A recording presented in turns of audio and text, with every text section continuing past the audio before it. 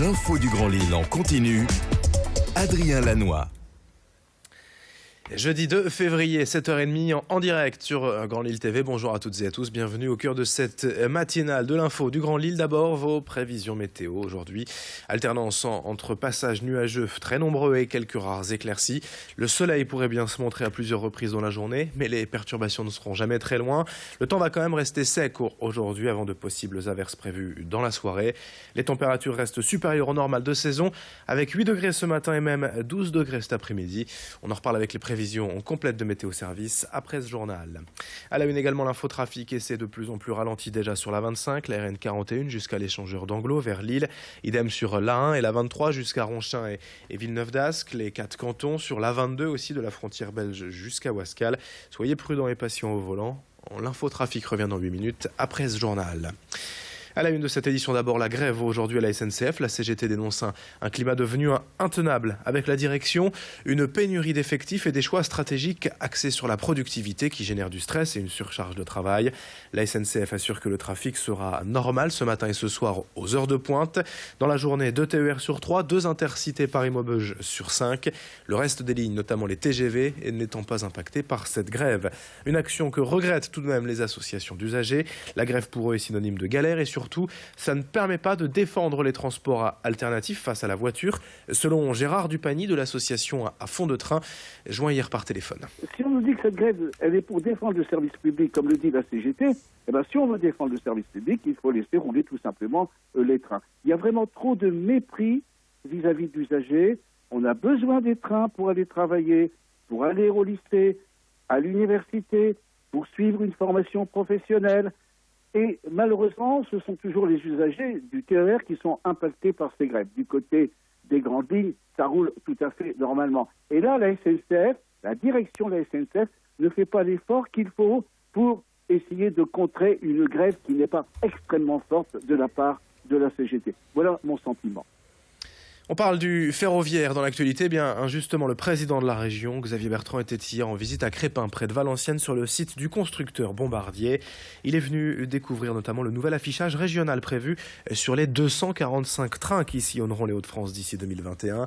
Précisément, on appelle cela un pelliculage et il sera donc désormais commun aux 5 départements des Hauts-de-France avec le nouveau logo de la région.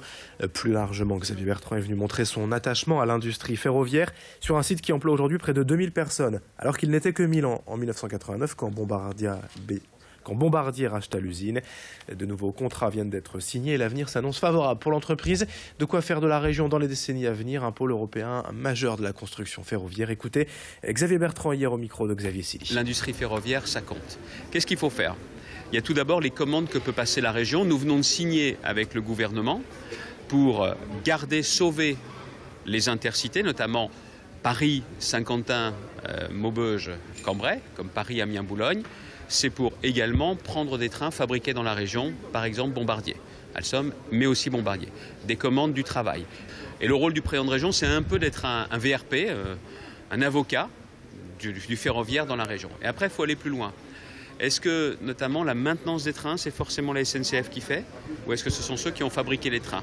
Moi, je voudrais que ceux qui ont fabriqué les trains, comme Bombardier, puissent aussi assurer la maintenance avec les sous-traitants de la région. Dans cette édition également, ce matin, on revient sur la détresse de cette mère de 2 enfants handicapés. Myriam Duval n'a pas hésité hier à grimper au sommet d'une grue de chantier dès 5h du matin à Lille pour dénoncer la situation précaire de sa famille. Yanis et Samy, ils sont 2 jumeaux de 8 ans et autistes, mais leur famille ne bénéficie pas d'aide financière alors qu'ils estiment en avoir les droits. Cet acte désespéré a au moins permis d'obtenir un rendez-vous auprès de la maison départementale des personnes handicapées. Mais le père Jean-Luc, lui, ne veut plus croire aux promesses, il veut des actes et se dit prêt à tout pour obtenir gain de cause. La maman hier a tout de même été contrainte de descendre dans l'après-midi après avoir subi un malaise. Écoutez l'une de ses amies présente au pied de la grue hier matin au micro de Clotilde Leguévac. Au niveau légal, au niveau juridique, à tous les niveaux, on a été tapé en fait à toutes les portes, sans aucune solution. Donc à l'heure d'aujourd'hui, une grue, comme ça aurait pu être en fait un toit tout simplement, comme ça aurait pu être en fait toute autre chose. Simplement, c'est que la grue, c'est haut.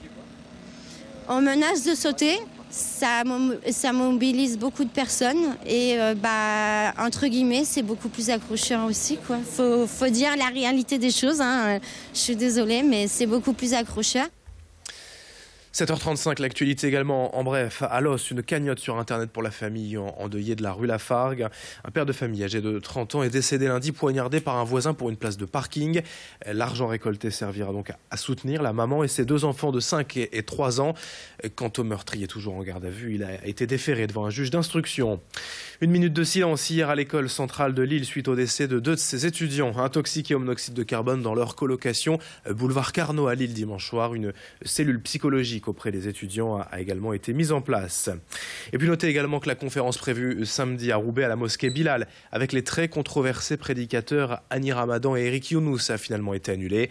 La mosquée l'a annoncé sur sa page Facebook précisant que cette décision avait été prise pour mettre fin à toute polémique autour de ce sujet. Dans l'actualité également, le sport, le football avec le LOSC qui a été donc très actif. Mardi, lors du dernier jour du marché des transferts, 7 joueurs recrutés sous l'impulsion de leurs propriétaires. Les Dogs ont fait fort lors de ce mercato hivernal. 2 attaquants, 3 milieux de terrain, 2 défenseurs. Tous sont entre 18 et 23 ans. Et 3 de ces recrues ont été présentés hier à la presse. Anwar El Ghazi, en provenance de l'Ajax Amsterdam. Fares Balouli de Monaco et le Paraguayen Junior Alonso. Ces arrivées engendrent aussi pas mal de départs. Amalfitano, Mendes, Obadi, Sankaré et Junior Tallo ont quitté le club ces derniers jours. De profonds changements qu'il va falloir intégrer avant la réception de Lorient, dernier de Ligue 1 ce samedi au stade Pierre-Mauroy. On écoute l'un de ces nouveaux joueurs, Fares Balouli, hier à Luchin, au micro d'Alexis Tessier. Quand on était tout petit, on jouait au foot, c'était pour le plaisir. Maintenant, j'en ai fait mon métier et c'est vrai que ces derniers temps, je n'ai pas trop joué. Après, c'est vrai qu'il y a eu les blessures, il y a eu quelques embêtements. Après voilà, maintenant c'est le passé, je suis prêt, je suis déterminé et j'espère que vous allez le voir par mes matchs, par mon investissement, par ma détermination et voilà, à moi de prouver et à démontrer que je suis en forme et que je suis un bon joueur. Et puis juste un mot de basket en Euroleague féminine. Le SBVA s'est incliné hier soir à domicile dans un match capital pour la qualification au prochain tour. Les Villeneuvoises ont dominé toute la rencontre, mais elles ont dû s'incliner 71-72 face aux Turcs d'Antakya Athée. 7h37 en direct ce matin. Dans un instant, vos prévisions météo et l'info trafic. Merci de votre fidélité.